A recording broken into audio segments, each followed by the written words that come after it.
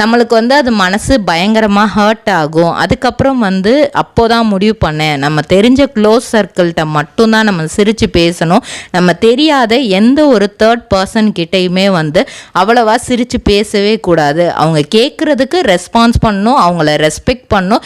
மற்றபடி அவங்க யார் என்னன்னே தெரியாமல் நம்ம அவங்களுக்கு ரியாக்ட் பண்ணக்கூடாது அப்படிங்கிற விஷயத்தை கற்றுக்கிட்டேன் அப்படின்னு சொன்னாங்க.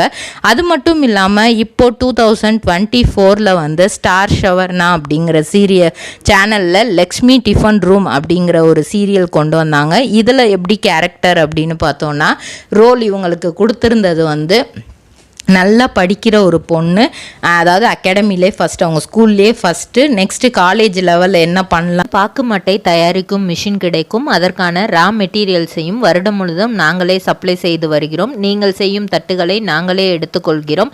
அதற்கான லோன் வசதியும் செய்து தருகிறோம்.